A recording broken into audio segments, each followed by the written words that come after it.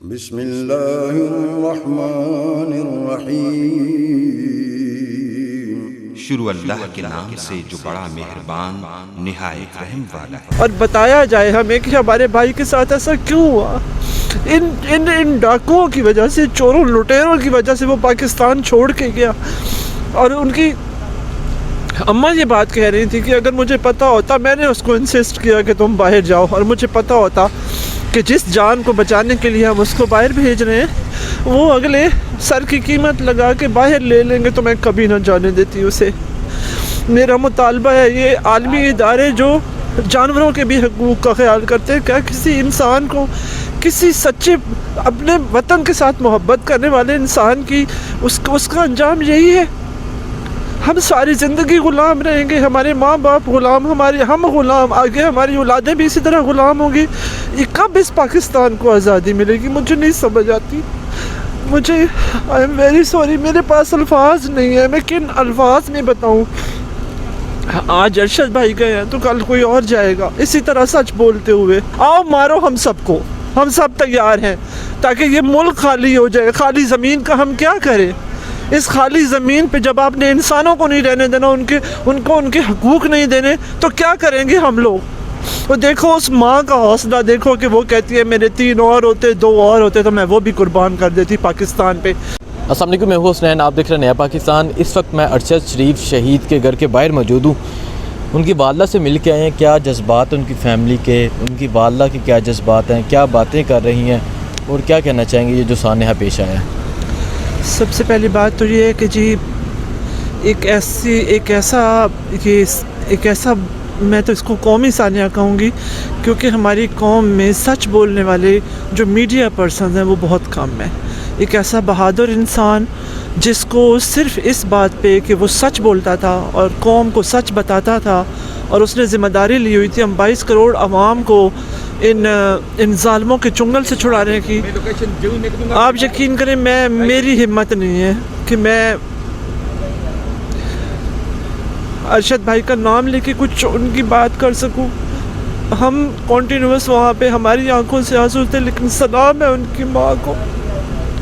آپ یقین کریں اس عورت کی آنکھ سے ایک آنسو نہیں نکلا، اور وہ کنٹینیوس اپنے بیٹے کی بہادری، اپنے بیٹے کی باتیں، اور وہ ہمیں ہمت دے رہی تھی۔ اور بلکہ ایک ہماری خاتون تھی، انہوں نے کہا کہ پاکستان میں سچ بولنے کی قیمت آپ کی موت ہے، تو وہ بہت غصہ ہوئی ہے۔ انہوں نے کہا نہیں، مجھے فخر ہے اس بات پہ کہ میں شہیدوں کی ماں ہوں، اور ایک بیٹا میں نے پہلے کھویا، شہید ہوا، اور دوسرا اب۔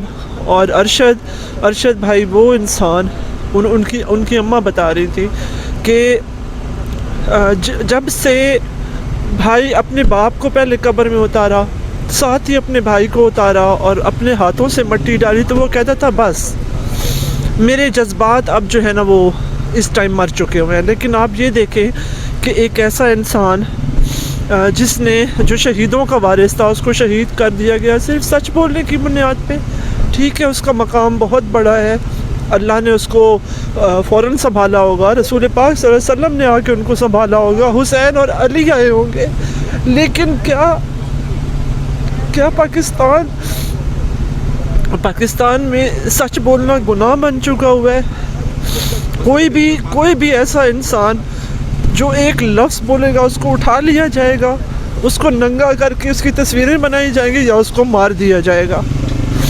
میں مطالبہ کرتی ہوں کہ اس قتل کی پوری تحقیقات کروائی جائیں اور بتایا جائے ہمیں کہ ہمارے بھائی کے ساتھ ایسا کیوں ہوا۔ ان ڈاکوؤں کی وجہ سے، چوروں لٹیروں کی وجہ سے وہ پاکستان چھوڑ کے گیا۔ اور ان کی اماں یہ بات کہہ رہی تھی کہ اگر مجھے پتہ ہوتا، میں نے اس کو انسسٹ کیا کہ تم باہر جاؤ، اور مجھے پتہ ہوتا کہ جس جان کو بچانے کے لیے ہم اس کو باہر بھیج رہے ہیں وہ اگلے سر کی قیمت لگا کے باہر لے لیں گے، تو میں کبھی نہ جانے دیتی اسے۔ میرا مطالبہ ہے یہ عالمی ادارے جو جانوروں کے بھی حقوق کا خیال کرتے ہیں، کیا کسی انسان کو، کسی سچے اپنے وطن کے ساتھ محبت کرنے والے انسان کی اس کا انجام یہی ہے؟ ہم ساری زندگی غلام رہیں گے، ہمارے ماں باپ غلام، ہم غلام، آگے ہماری اولادیں بھی اسی طرح غلام ہوں گی.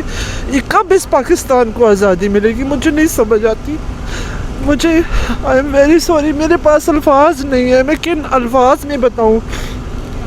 آج ارشد بھائی گئے ہیں تو کل کوئی اور جائے گا اسی طرح سچ بولتے ہوئے. 70-72 سال کا پاکستان ہو گیا.